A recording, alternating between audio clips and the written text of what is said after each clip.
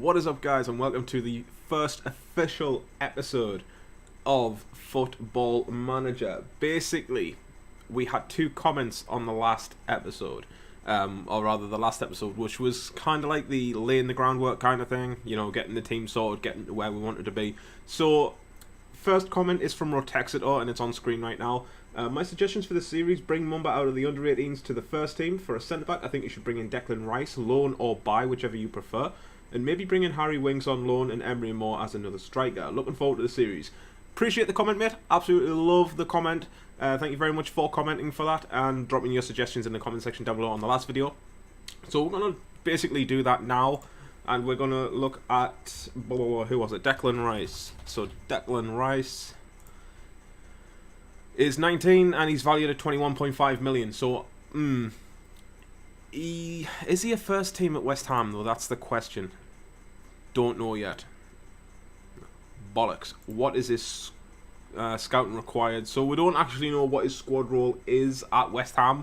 But he obviously does have some really good stats. 11 to 16 dribbling, 12 first touch, 14 heading, 14 marking, 15 tackling, 14 to 18 teamwork. So he's actually like a powerhouse, like a really, you know, powerful centre back or defensive midfielder, which could have really helped us this season. But just for the hell of it, I am actually going to what am I doing? Make an offer. I am actually going to make an offer. Before you get started on Declan Rice, take a moment. I don't want this shit.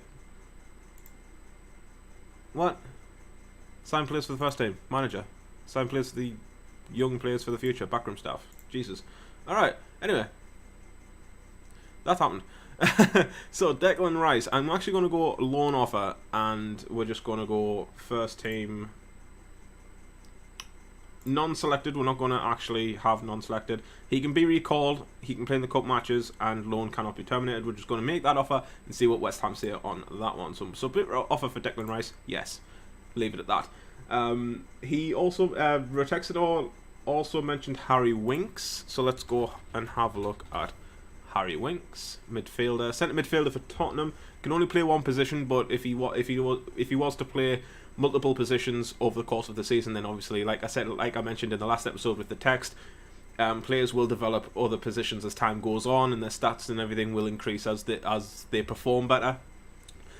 Harry Winks is also injured. He has torn ankle ligaments, and he's going to be out between 3 weeks and 2 months. So unfortunately, Harry Winks is not going to be able to be loaned or bought, which is actually a shame, because Harry Winks is an incredible centre midfielder. His work rate is off the charts, as you can see, 16 to 19. All attributes are 1 out of 20. But I would have liked to bring Harry Winks in. I would have really liked to bring Harry Winks in, but like I say, unfortunately, he's injured right now, so can't do that. But what I will do is add him to my shortlist indefinitely, just to keep an eye on him in the future. The last one was Emery Moore, and he is a right mid, an attacking midfielder / striker for Celta Vigo. Hasn't he just transferred? No, he transferred last season. That's right. That was January last season. So valued at 5.5 million. His finishing isn't exactly the best, but again, like I say, all attributes increase as time goes on, and everything like that. So what we're actually going to do is Emery Moore, 5.5 million. I'm going to make an offer of 6, and just to, you know, see what happens, get the feel for it. So we've made a £6 million bid for Emery Moore. So that is that. Just quickly check on the emails as well. Competition expectations review. The board would like to make it clear what they expect from you this season. Failing to meet one of these expectations could mean your position at the club untenable. At this time, the board is only able to offer limited options for your wage and transfer budgets. We have some reason have a £2 million wage budget and 19.75 million transfer budget. Okay, Stuart, that's fine. Due to the league having a wage as a percentage of turnover cap in place, we cannot allow the budgets to be adjusted. That's fine. Squad dynamics. I don't need squad dynamics. I know how to play the game. And social feeds have just been set up. Right, so that's basically that comment over with. So again, thank you very much for that comment, mate. It's very appreciated. And obviously, like I say, we've made a bid for Declan Rice and we've made a bid for Emery Moore. The second comment on the video was from Scarletic, which is a friend of mine that I've known for God knows how long. So maybe go for realistic transfers. My suggestions would be perhaps Jake Clark-Salter, who we had on loan last season in the Championship. He should still be at Chelsea. Also look at our new signing Jimmy Dunn from Burnley, see how he does in your first season. I know you've got 20 million, so my unrealistic suggestions would be Dan Axel Zagadou from Dortmund, should be relatively cheap considering his age and current ability. I would also keep an eye on first-team players in the Championship and Premier League teams that are below the age of 27 who might get uncomfortable at their clubs. Players like Lanzini from West Ham and Fraser from Bournemouth. Looking forward to the series. Thank you very much for the comments, Soph. So if we quickly have a look at Jake Clark-Salter. Jake Clark-Salter is on loan right now. Bollocks. Alright. At the shortlist. And we'll and as you can see down here on the right hand side, you can't obviously see my mouse, but in the bottom right hand corner, he was at Sunderland last season in the Championship and got relegated with us. So that's the thing. But I'm looking at Jake Clark-Salter. He's actually got some decent little stats, but we could train him up if we had him, to be honest. But unfortunately, he's on loan right now at Vitesse. Who was the other one? Jimmy Dunn. Jimmy Dunn, centre defensive. Oh, he's got to be on loan. He's got to be on loan to Hearts, isn't he? Not good. Of course he is. He's on loan at Hearts. Because he had terminated his loan at Hearts to come to Sunderland. Oh, shit. That's fair enough, you know? Okay, so I'll just bootmark him again. I'll bootmark him. I'll add him to my shortlist. Just in case we do decide we want to go for him. So I'll leave those two in this. I'll leave those two up to you guys. Obviously, Jake Clark-Salter and Jimmy Dunn. I'll leave them their fate in your hands if you like. If you want me to go for them at the end of the season, just let me know closer towards, closer to the end of the season, or drop a comment and I'll look back at the video and everything like that. But unfortunately, Jimmy Dunn is not. We can't. He's on loan from Burnley to Hearts, so we can't actually get him. The other one was Dan Axel Zagadou. Dan Axel Zagadou. Nope. What about Zaga? Aha. Even though I typed his name in right. But yeah, Dan Axel Zagadou is valued at 4.6 million. 6'5". He's not the fastest, but he doesn't have to be, because his jumping reach is 18 out of 20, which means he has an incredible ability to leap into the air to win headers. So he's going to be winning most of the aerial battles. His tackling is 14, his marking is 12, so they can definitely be increased. He's on holiday at the moment, but fitness and everything looks fine. Sharpness and everything can be improved. But look at the bravery and everything. Anticipation, bravery, composure, concentration, decisions, determination are all in the green. It's what we want. He's got incredible strength as well. All the other stats can be increased through training sessions. And obviously, he's only one position. He's a defensive centre back. So I am going to submit a bid of 5 million. Make an offer of 5 million. Make offer, and we're going to see what happens with Dan Axel Zagadou. So thank you very much for the comment again, Soph, and it's greatly appreciated. We'll keep an eye on the likes of Lanzini and Fraser and other Premier League and Championship teams that have incredible players amongst them, and see who shakes loose. So yeah, thanks for the comment. So one of our transfer stories has been leaked. It appears that the transfer offer for Emery Moore has become public knowledge. I am confident that the leak did not come from a member of the club's staff, and I feel like the player in question could now become harder to sign as interest in his services intensifies, which is okay, I suppose, but at the same time, it's I would have liked to keep it under wraps, put it that way. Okay, so moving into the press conference now. You guys didn't mention whether or not you wanted this to be put into this episode, so we're just going to go ahead and put it in anyway. So, hi Talonflame HD, what are your initial thoughts on taking the Sunderland job? I'm very excited. This is a great club and I can't wait to get stuck in. I'm going to go assertive for that one, because at the end of the day, I am really looking forward to getting stuck in with the team. You stand here today unveiled as the new Sunderland manager as a big fan of the club. Surely this must be a dream come true. It actually is. I've dreamt for this moment for years because obviously, like I say, I've been a Sunderland fan since I was a kid. Well, since the day I was born, realistically. But Sunderland is my club. It always will be my club. You know, Sunderland till I die and all that stuff. So, definitely. Do you feel like your ambitions for the club are matched by the chairman? I'm going to go calm for this one. And go, I do, yes, our discussions are often creative and there are a lot of good ideas floated around which looks good for the future. So it's a good idea to go positive in press conferences and try and play the mind games when other managers talk about you and everything. So that's basically what I'm trying to do here. The Sunderland job is one of the biggest clubs in one of the biggest jobs in football. Are you confident you can handle the pressure that comes with this job? Again, I'm going to go assertive and I'm going to go, I knew all about the pressures when I took this job and remain confident in my abilities to do it. The facilities at this club's... words. Brain, please. The facilities at the club are fantastic. Are you excited about the opportunity to work in such an environment? I am absolutely delighted with the facilities. I expected no less. You've taken a step into football management despite just being 24. Critics have suggested that you will struggle to command respect in the dressing room that contains players older than you are. What do you say to that? Well, there's plenty of examples of young managers in the game. I believe I can be one of them, which is a good point. Pep Guardiola is a young manager, as is Eddie Howe. So there we go. Your playing career was a huge success at this sort of level, but management is a new challenge for you. Do you think your experience will aid the transition at all? I never played football. What are you on about?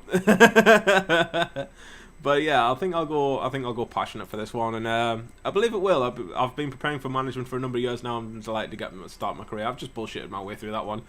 You hail from relatively close by, literally spitting distance from the stadium, over that way.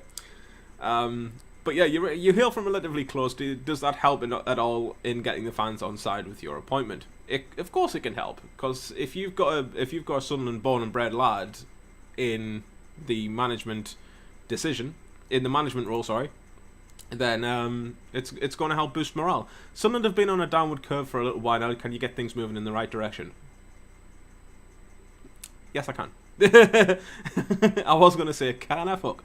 But no, I can. Of course I can. You know, it's easy to do. You've just got to play attacking football, defend from the front, which is what we're going to do. And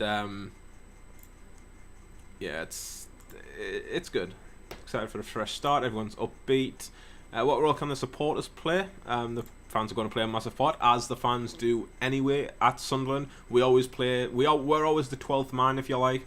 How far can you take this club? We're going to aim high. We're getting back into the Prem. That is the plan. We are getting back in the Prem. It's going to take, that's my 5-year plan. Get back in the Prem and then keep a solid team. Keep a solid team. Keep us in the Prem. That is the 5-year plan right now. How hard do you expect the players to work on the training ground? I expect everyone to work hard. It's just like every other manager would, to be honest. I want all my players to know that they can come with me to anything. Will George Honeyman remain your captain? I don't know. Haven't made any decisions regarding the captaincy yet. On the off chance that any agents read your comments today, is there a particular area of the squad that you are looking defence? You've taken charge when it's widely expected that Brian Oviedo will keep the club. I want to keep Brian here because we need to keep a hold of Brian Oviedo. He's our first choice fullback. What is your reaction to reported interest in Emery Moore leaking out in recent days? Does it make it harder to pursue a deal? I won't be discussing any transfer stories today. And that is the press conference over with. And we've had our loan offer for Declan Rice rejected, guys. So unfortunately, we won't be actually playing wage. We could actually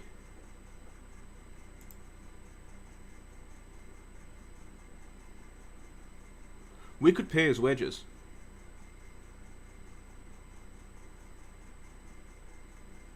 I'm going to make an offer, and we're going to see what happens. We're going to negotiate the offer and say we're going to pay his wages, not you, and then that might actually help. We've also had our offer for Dan Axel Zagadou rejected, £5 million rejected. So what I'm going to do is I'm going to up that to 7.5, make the offer again and take it from there. And we've had our £6 million bid rejected from Celta Vigo for Emre Mor. So what I'm actually going to do again, I'm going to up this actually to 10 million to see if we can land the Moroccan. Is he Moroccan? He's Turkish. Wow, I was so far off. But yeah, we're going to see if we can land him. We've had our second bid for Zagadou rejected, guys. £7.5 million rejected. So I don't know if I want to increase this to anything higher. I'm tempted to go to 10 million, but I'm going to leave that in the hands of you guys. So in the comment section down below, I need you guys to basically let me know if you want me to increase the bid for Zagadou. If you do, then I'll go ahead and do that. But right now, I'll just go ahead and cancel the offer and add him to... Oh, he's already on my shortlist, that's fine. So yeah, basically, if you guys want me to go in 10 million for Zagadou, let me know in the comment section down below, guys. Looks like Declan Rice is also not coming to Sunderland. West Ham are reluctant to allow this player to leave on loan due to his first team commitments. However, they may be persuaded to reconsider their stance should a higher offer be submitted. I don't think there is a way to give them a higher offer. To be perfectly honest, I mean, I'm looking through the options to add maybe a bonus, League One bonus upon getting promotion, because that's what we're aiming for.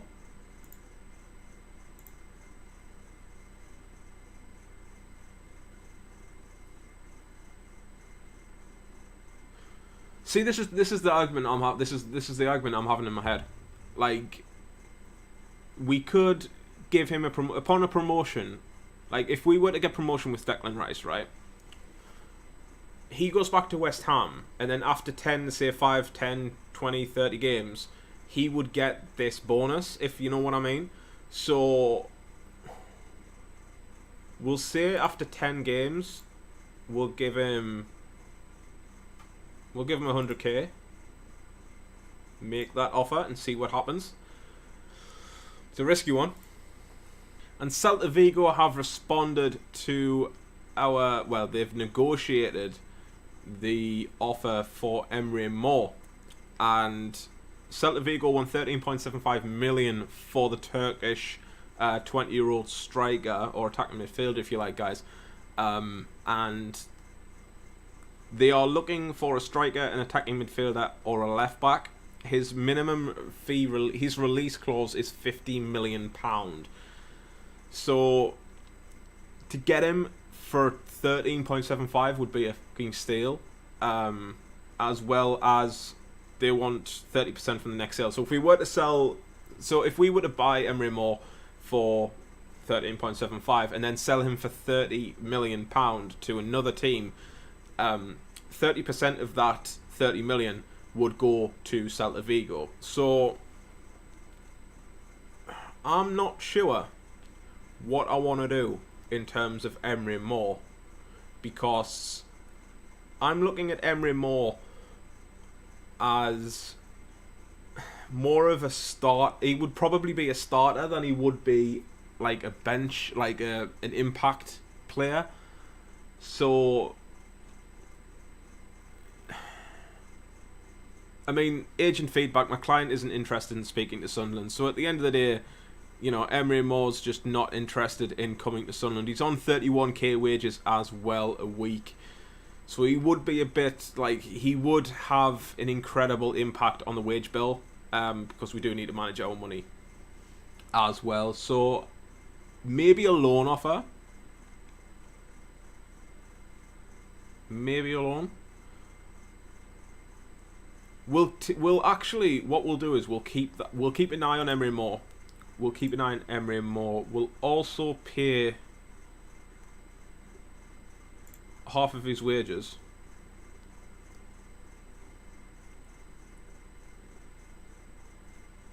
and make that offer as a loan offer and see what happens. But 13.75 million would be pretty much like 60 or 70% of our actual transfer budget, and I'm not willing to waste all of that on just one player. As for Ballymumba, moving on quickly to Ballymumba, move to senior squad, because I forgot to do that. So yeah, there we go, just in case you guys were in the comments going, you haven't moved Mumba to the senior team. I have. I have moved Mumba to the senior team, and he will get games. He will get games. I can promise you that, guys. We've also had our bid for Declan Rice rejected. Doesn't look like they're interested in loaning him out at all. And the transfer offer, if we were to put a transfer offer in for him, they'd ask for like 50 or 60 million pound, and we just don't have that sort of money right now. So I'm just going ahead and cancel that offer. So Declan Rice is unfortunately off the table. So Harry Winks, Declan Rice, and possibly Emery Moore could be, you know, off the books. Jay Clark-Salter and who was it, Jimmy Dunn, they're also, you know, they're on loan elsewhere, so we can't actually get them either. Dan Axel Zagadou is completely up to you guys. Again, like I say, the only player that we're looking at right now, well, for now anyway, would be Dan Axel Zagadou. So if you want me to go 10 million for him, again, comment section down below. Alright guys, so backroom staff induction basically means, you know, at the bottom here where it says responsibilities, I'll just modify this to show my mouse for you guys. Okay, so here we have my mouse. Okay, so it's on screen right now. So manage friendly matches is obviously, that's up to me. Recruit staff is up to my backroom staff, so assistant manager onwards, like James Fowler, big man. Handle press conferences is currently handled by the backroom staff. If you want me to change that so I have to do every press conference, let me know in the comment section, because at the end of the day, if you guys don't want to see if you guys just want to see, you know, the nitty-gritty transfer stuff, you know, like man management of the players, contract negotiations, the matches and everything like that, then I'm more than happy to, you know, do that. But if you guys want to see the press conferences just to get a full sort of like a full point of view on the whole management of the of the situation, then let me know in the comment section down below. I'm more than happy to change this responsibility here to back to manager, and, you know, get that done and put the press conference, edit the press conferences in. Decide if all of the staff should be given new contracts, handled by the backroom staff. And tunnel interviews, so like if we were to go into a match and we get stopped in the tunnel, quickly asked a question, that would be handled by me. If you guys are happy with that, again, that's fine. You know, you don't need to comment. But if you would like me to handle press conferences myself, instead of leaving it to the backroom staff, because the backroom staff usually give the right answers anyway.